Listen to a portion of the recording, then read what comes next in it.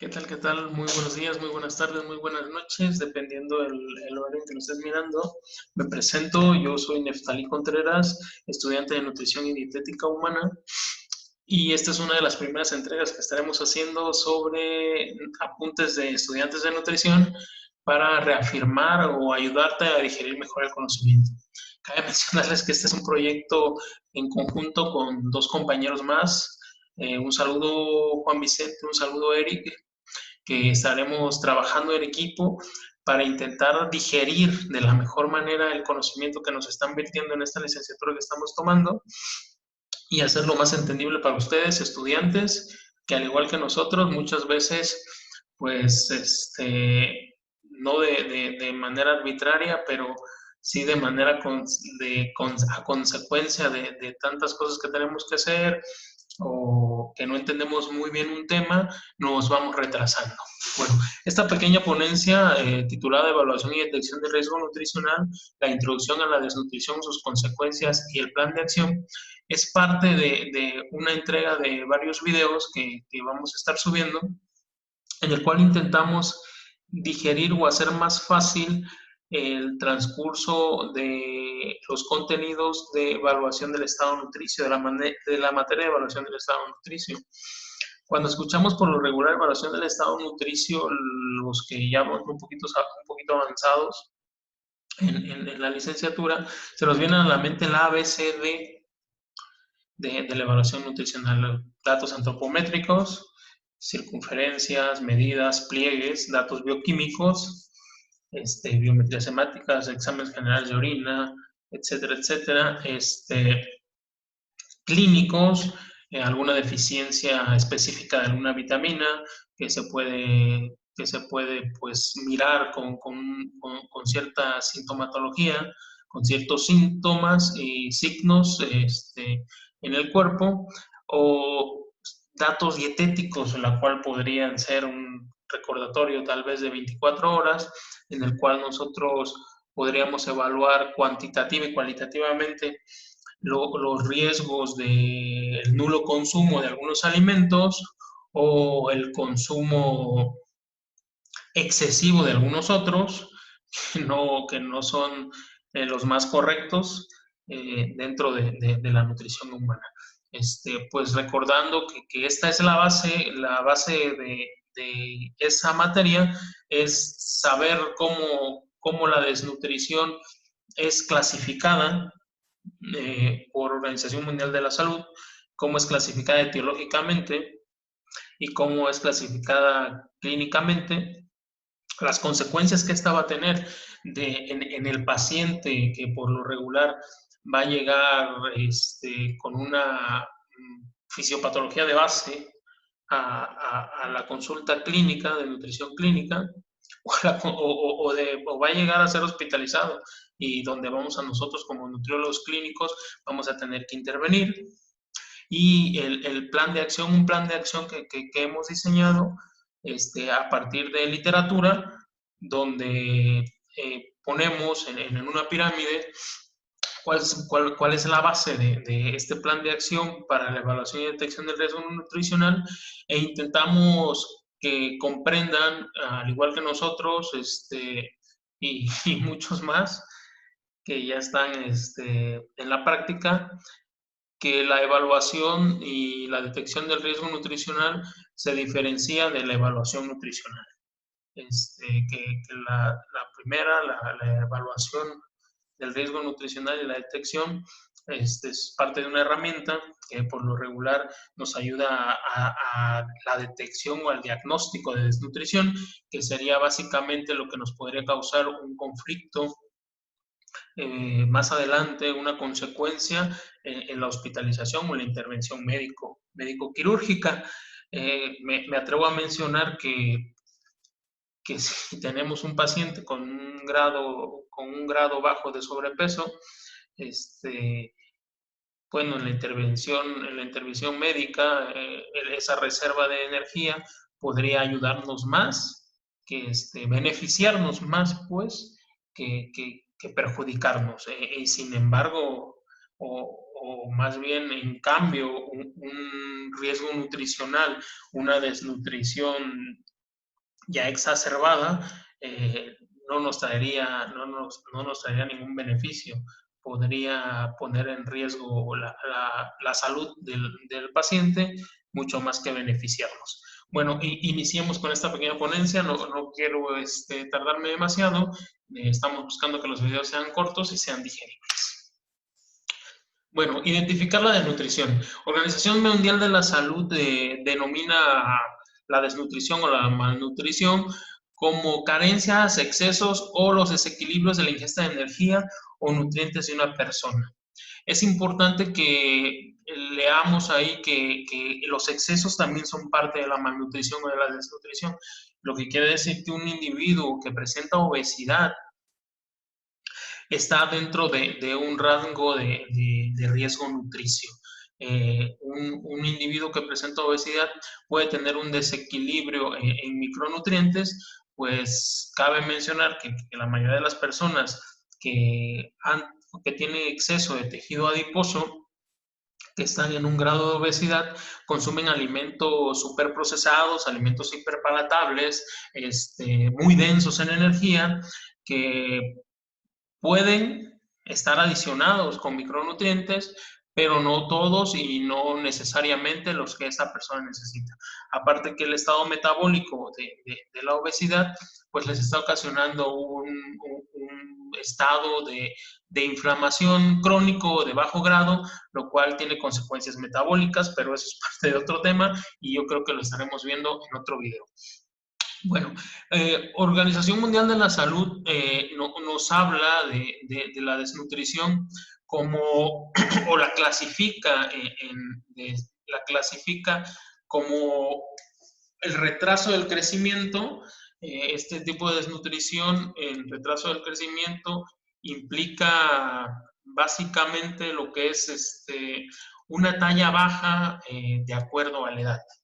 Es cuando nosotros podemos detectar que un niño está teniendo una altura muy baja de acuerdo a la edad. Recordemos que estas clasificaciones tienen que ser muy puntuales en el grupo etario, y ser básicamente de ese mismo grupo geográfico. No podríamos nosotros intentar evaluar desnutrición con retraso en el crecimiento de un niño mexicano con una tabla de referencia norteamericana o europea, porque lógicamente tendríamos un falso positivo. Tendríamos niños de cierta edad que pues con talla bajita, porque pues genéticamente pues nosotros mexicanos somos más bajitos. Entonces hay que ser muy cuidadosos ahí, que las referencias deben ser de acuerdo a normas mexicanas. La emanciación. La emanciación es otro tipo de malnutrición en la cual evaluamos el peso, que el peso sea menor en relación a la talla. Son tablas de referencia también que Organización Mundial de la Salud nos provee, donde el peso tiene que ser de cierta medida o en cierto parámetro regulado con la altura, con la talla. Y la insuficiencia ponderal, aquí donde el peso es menor en edad. También son tablas de referencia que la Organización Mundial de la Salud nos provee, donde a cierta edad el niño puede tener un mínimo o un máximo peso en el cual podríamos clasificar un tipo de desnutrición. También hay que ser muy cuidadosos que todas esas tablas tienen que ser referenciadas a un grupo etario específico. En este caso sería una norma mexicana. Bueno, la desnutrición. ¿Cómo vamos a clasificar la desnutrición según su etiología? Pues la desnutrición puede ser primaria o puede ser secundaria. Cuando hablamos de desnutrición primaria, estamos hablando de aportes inadecuados de alimentos, aportes inadecuados cualitativos y cuantitativamente. Recordemos que cuando hablamos de cuantitativo estamos hablando de algo que se puede contar. Cuando hablamos de cualitativo estamos hablando de las cualidades de ese producto. Entonces, el aporte inadecuado puede ser en especie, puede ser en cantidad. Entonces, estamos hablando de una persona que come mucho menos cantidad de la que necesita y no vayamos a malentender que las personas se deben alimentar por cierto peso, pues no, no cierto peso de alimentos, ¿no? Pero por lo regular es una medida común decir que necesitamos, o lo que la Organización Mundial de la Salud recomienda, de 3 a 5 raciones de frutas o verduras al día, y nosotros no estamos comiendo ninguna. Entonces ese sería un claro ejemplo de una desnutrición de tipo primario, donde estamos comiendo menos de lo que necesitamos en cuestión de aporte calórico, en cuestión de macronutrientes. Recordemos que los macronutrientes son proteínas, carbohidratos y grasas, y la desnutrición primaria por lo regular implica eso, que estemos comiendo en cantidad y en calidad menos de lo que en realidad necesitamos. Cuando hablamos de cualidades, pues hablamos de que las frutas y las verduras nos van a proveer vitaminas y minerales, los alimentos de origen animal nos van a proveer proteínas, algunas vitaminas, y estamos hablando que las grasas nos van a proveer pues altas energías, son altas en energía, son densas en energía, y nos van a proveer también de algunos micronutrientes que son necesarios, ¿no? Cuando hablamos de desnutrición secundaria, nos referimos directamente a lo que es digestión, absorción y utilización del alimento. Yo puedo tener de manera primaria, puedo estar dándole a mi cuerpo el aporte necesario, el aporte adecuado en cuanto a cantidad y en cuanto a calidad de lo que estoy consumiendo de alimentos. Pero en la desnutrición secundaria implica una patología subyacente, algo que no está permitiendo que yo me alimente de manera correcta. Puedo poner un ejemplo muy claro, una estenosis esofágica. La estenosis esofágica, recordemos que es una disminución de la luz del tubo del esófago, en la cual nos costaría trabajo tragar. Entonces, eso tiene implicaciones psicológicas, tiene implicaciones metabólicas, tiene implicaciones fisiológicas, donde yo dejo de comer en cantidad, la cantidad que necesito, en la calidad que necesito, el aporte calórico, nutrimental que necesito, porque no me lo puedo comer, me cuesta trabajo. Entonces, como me cuesta trabajo, como menos de lo que necesito. Entonces, esa podría ser una desnutrición secundaria a raíz de esa fisiopatología. Otra cosa, otro ejemplo que puedo poner sería la absorción, que tuviésemos un problema en el intestino delgado, en el duodeno, un problema en la digestión, un problema con ácido clorhídrico, un problema con un cáncer de estómago, un problema con cáncer esofágico, etcétera, etcétera. Entonces, hablamos de desnutrición secundaria cuando es algo que está afectando subyacentemente a la absorción, a la digestión o a la utilización de esos alimentos, que a lo mejor yo sí los estoy proveyendo, pero no puedo utilizarlos, no puedo digerirlos, no puedo comérmelos. Eso sería lo que es desnutrición de grado secundario según la clasificación etiológica.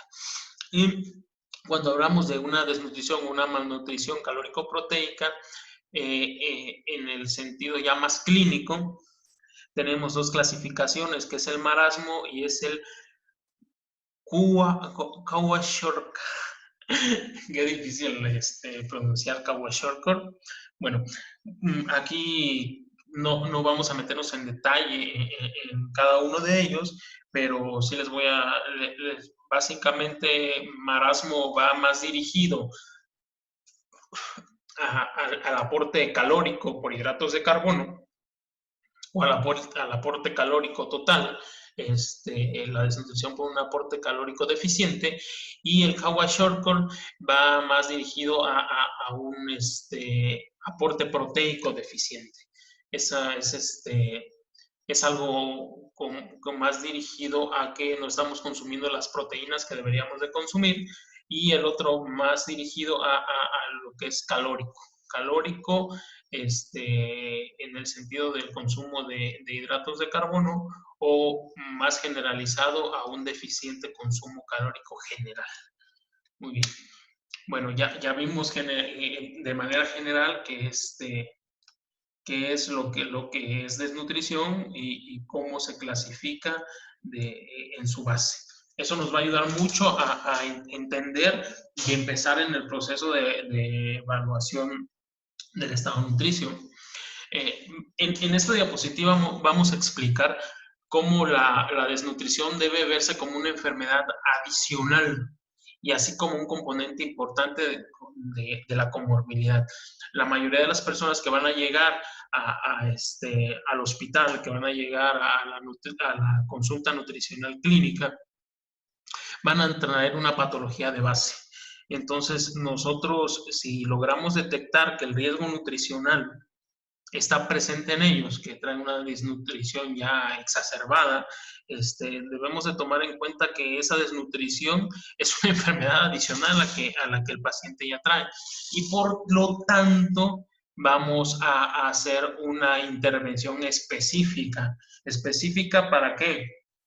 Específica para la enfermedad de base y específica para atacar esa enfermedad adicional que es la desnutrición, en dado caso que fuera diagnosticada como tal.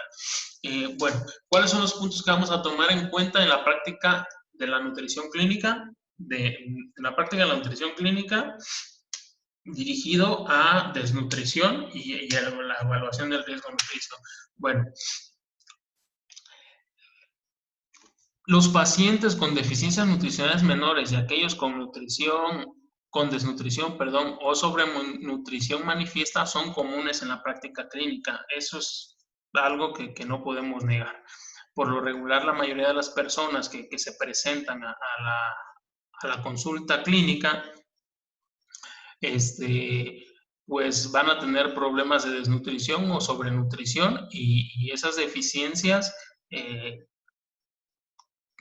unidas o aunadas a una enfermedad que ya tengan de base, son las que van a estar ocasionando la mayoría de los problemas. Podríamos decir que, que la mayoría de las personas que se enferman o tienen riesgo de enfermarse van de la mano con una mala nutrición, ya sea en exceso o en deficiencia. La prevalencia de la nutrición en pacientes adultos hospitalizados varía del 30 al 50%. Ese es un punto que debemos de tomar muy en cuenta, que la mayoría de los pacientes hospitalizados van a presentar un cierto grado de desnutrición, ya sea porque ya la traen consigo, han estado desnutridos desde hace mucho tiempo. Eso afecta la enfermedad por la que están pasando,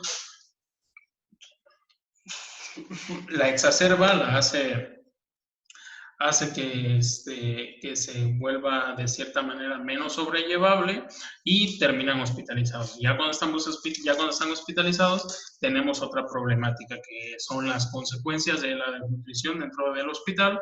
Sabemos que hay ayunos muy prolongados por cuestiones de hacer estudios bioquímicos, hay ayunos prolongados por intervenciones quirúrgicas, y esa prevalencia en los pacientes es la que nosotros como nutriólogos clínicos tenemos que atacar. Tenemos que ayudar al paciente a sobrellevar su enfermedad. La provisión inadecuada de nutrientes, particularmente energía y proteínas. Pues desgraciadamente así es, ya sea en el ámbito clínico hospitalario o ya sea en la vida diaria. Muchas personas tienen un conocimiento, voy a usar un término un poco agresivo, pero tienen un conocimiento mocho sobre lo que es la nutrición y proveen de manera inadecuada los nutrientes.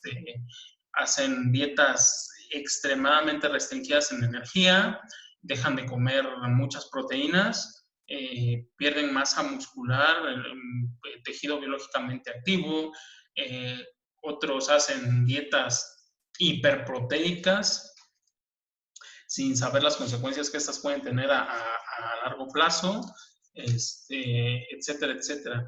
Tenemos personas que se dedican a la nutrición como dietistas, pero que no han tenido una formación correcta, que piensan que porque hicieron 2, 3 cursos de nutrición ya están preparados para hacer una intervención en el área clínica, lo cual no debe de ser así. Pero bueno, esa provisión inadecuada de nutrientes es un componente que debemos de tomar en cuenta en la práctica clínica, porque muchas veces, en muchas ocasiones, varios de los pacientes van a llegar después de haber hecho cosas muy raras con su nutrición y cosas muy raras con su cuerpo.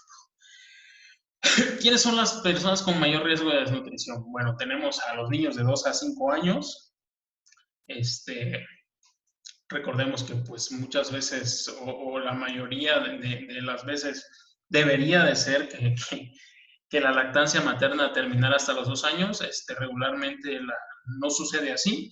Entonces, estos niños de 2 a 5 años, después de haber mantenido una lactancia materna, empiezan a ser alimentados con sucedáneos de leche, empiezan a ser alimentados con alimentos en puré, en papillas.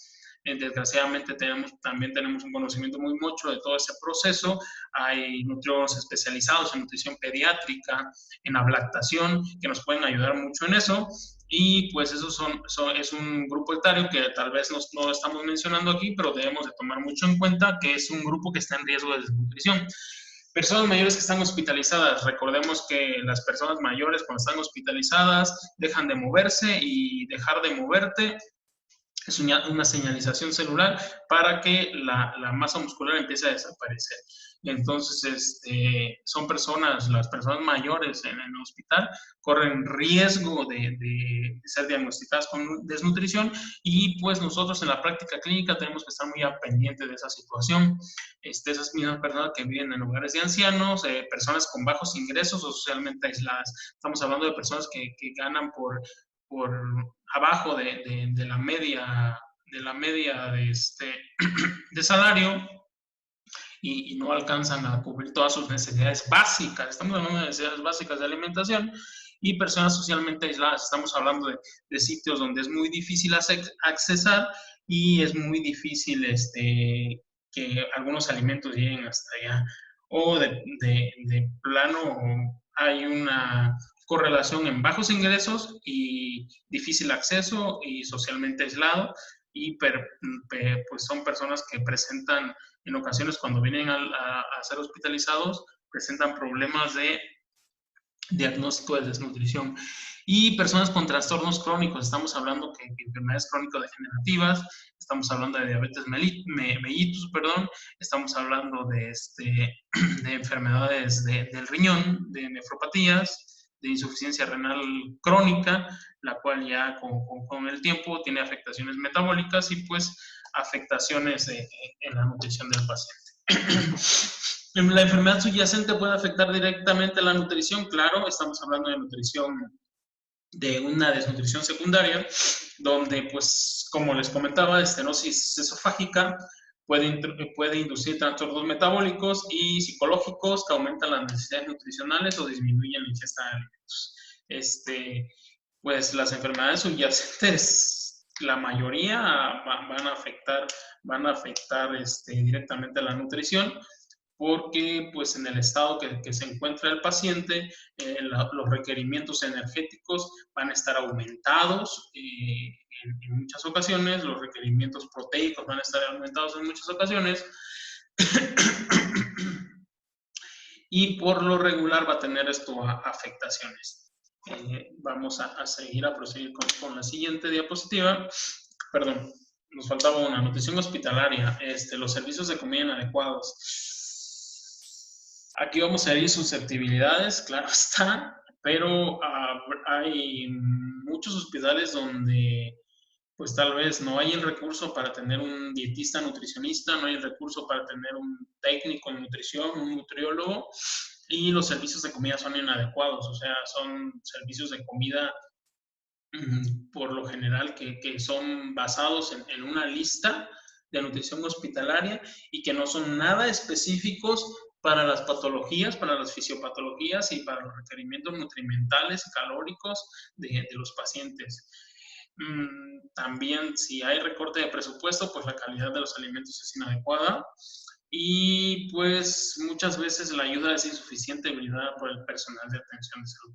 Más que ser insuficiente, en ocasiones en los hospitales, la nutrición hospitalaria no llega a dar el ancho en cuestiones de que el personal es demasiado poco. Entonces tenemos hospitales regionales donde hay 2 médicos, 3 médicos, 4 enfermeras y tienen que atender una región de 50,000 habitantes, ¿no? Entonces, pues la situación es, no es que los 50,000 habitantes lleguen a atenderse ahí, pero sí es muy difícil que esas pocas personas puedan brindar una atención más personalizada en cuestión nutrimental.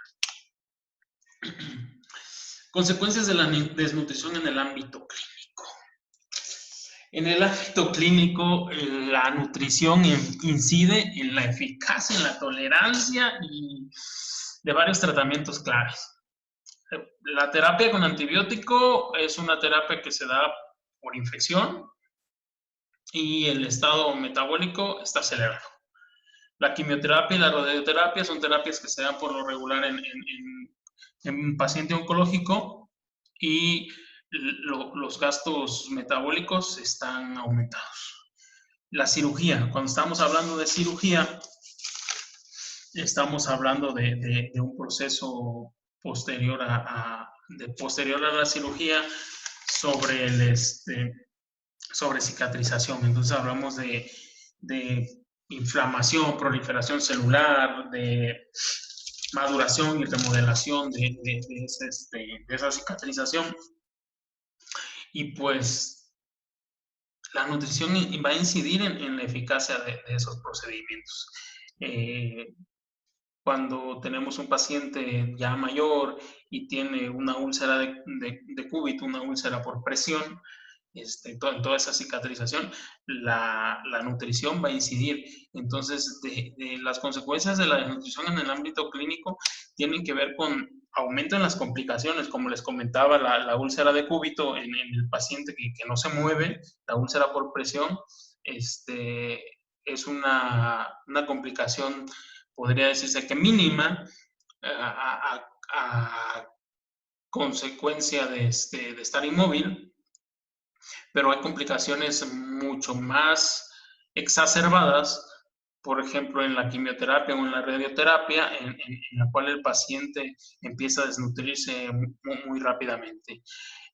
La mayor estadía y mayores costos. Estamos hablando de mayor duración en el hospital porque la recuperación es más lenta y por ende mayores costos. En el caso de la salud pública, pues mayores costos para la Secretaría de Salud, y en el caso de la medicina privada, pues no se diga más, es algo que no está en discusión.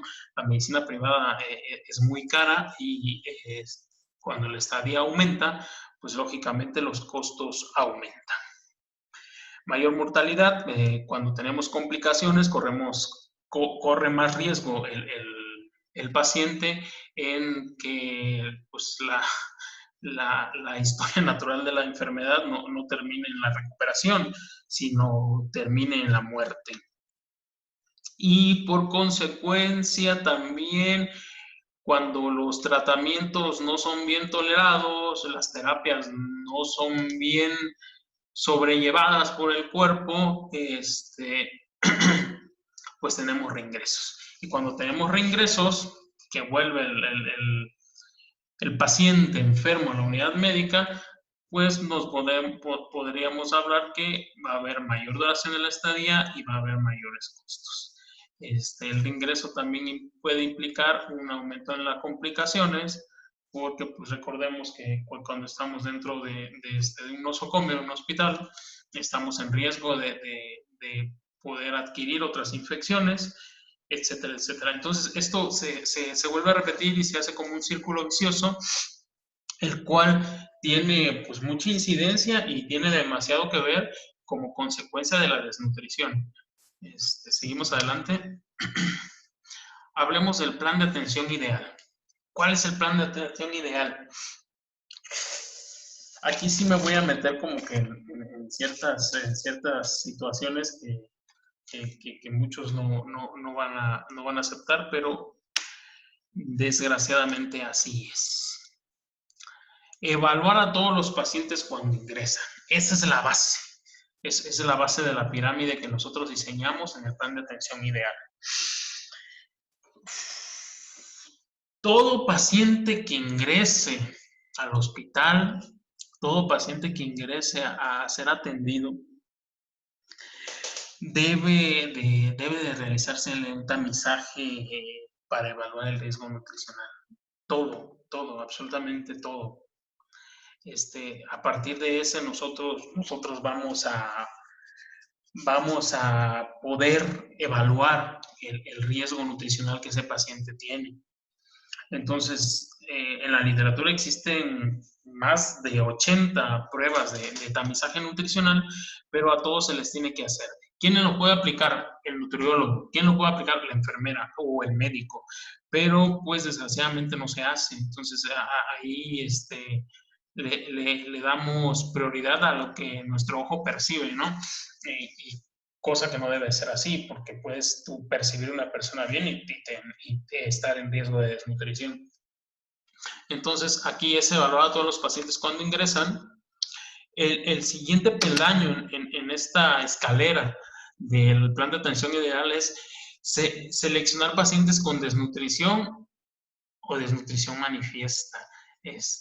Cuando tú miras y tu ojo clínico te permite evaluar y decir, desde que va entrando, mirar ciertas características que el paciente tiene o que el paciente con desnutrición tiene, ver una excesiva delgadez o ver una excesiva acumulación de grasa en la zona media, hablemos de desnutrición como exceso, o ver una excesiva, un muy bajo peso, una talla en caso de un niño, una talla muy pequeña, acorde a su edad, o un peso muy bajo de acorde a su edad, nos permite seleccionar de primera mano quienes pues podían presentar desnutrición o ya tener una desnutrición manifiesta.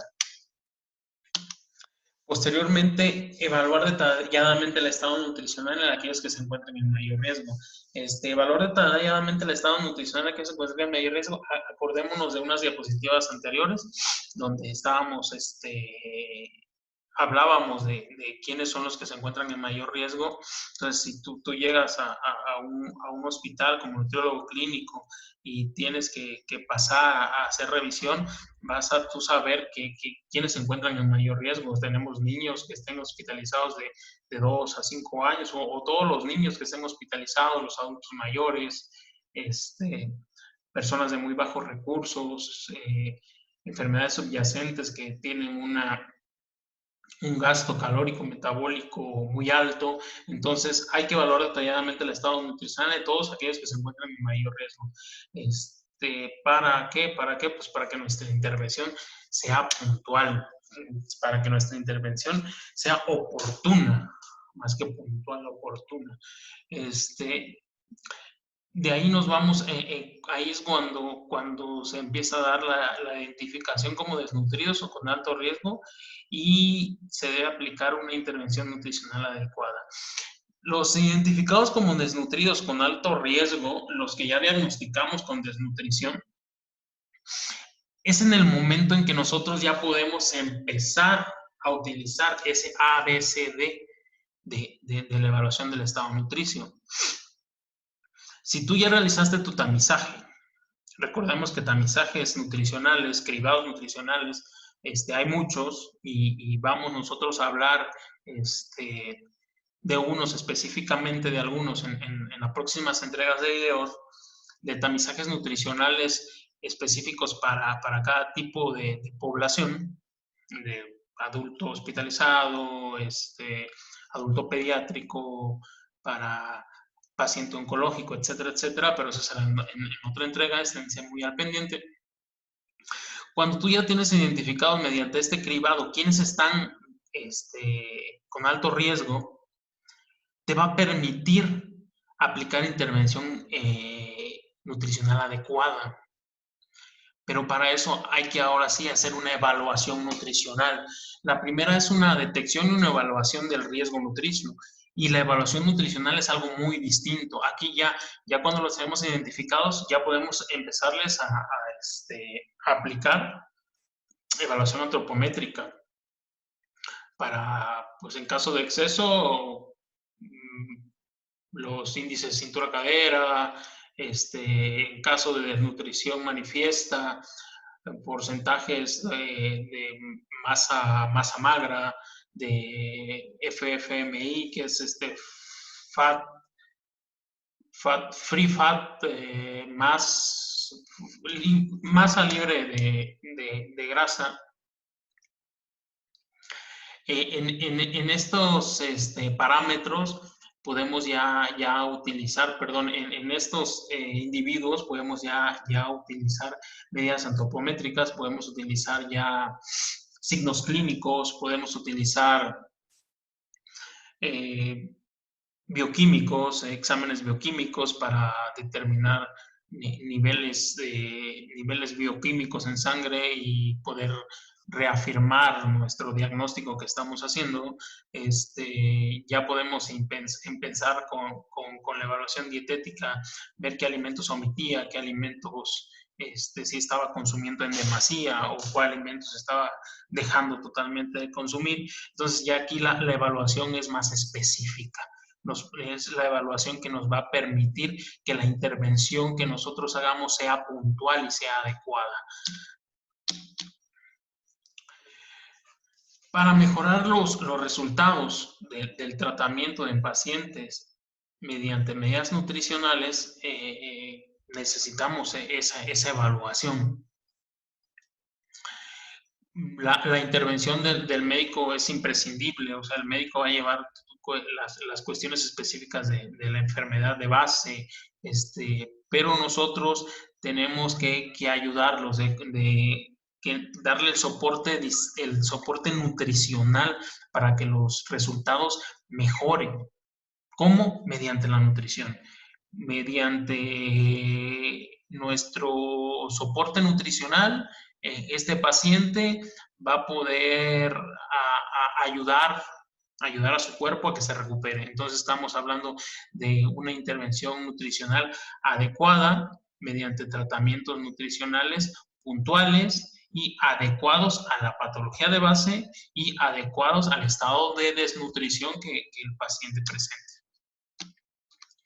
¿Para qué es esto? Pues para que el paciente recobre la salud o mejore su calidad de vida. Recordemos que en la historia natural de la enfermedad, al final al final de esta, estamos buscando que el paciente recobre la salud o que se aminoren en las consecuencias de este proceso fisiopatológico que sufrió. Entonces nosotros vamos a intentar que mediante nuestra intervención nutricional adecuada, esta calidad de vida del paciente con una enfermedad crónica mejore.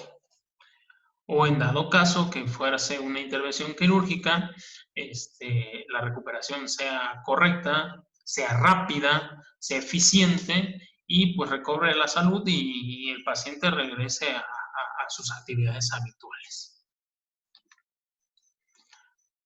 Muy bien, aquí podemos ver que la detección y la evaluación son parte de la base de esta pirámide de un plan de atención ideal, en la cual evaluar a todos, seleccionar a los que están en riesgo y pues darles la oportunidad a que aquellos que sí tienen el riesgo sean de cierta manera intervenidos de manera adecuada con una evaluación nutricional específica donde ya apliquemos las herramientas del ABCD de la nutrición, nos ayuden a que los tratamientos sean bien tolerados por los pacientes. Aquí podemos ver que el cribado tramizaje nutricional está dentro de las herramientas de detección y evaluación, y el ABCD dentro de la evaluación nutricional específica. Bueno, pues para terminar, nada más me queda por agradecerles que hayan escuchado este video, que estén pendientes de las próximas entregas, y que esta es la base para entender la evaluación del estado nutricio. Posteriormente estaremos hablando de cribado y tamizaje nutricional y de evaluación nutricional con ABCD, dándole énfasis a cada uno de estos y explicando de qué se tratan, perdón. Recuerden que los mejores resultados se obtendrán de un equipo de soporte nutricional multidisciplinario, en la cual estamos inmersos nosotros los nutriólogos como una herramienta humana profesional de la salud esencial en la atención clínica y nutricional. Hasta luego, que descansen, que estén bien. Bye.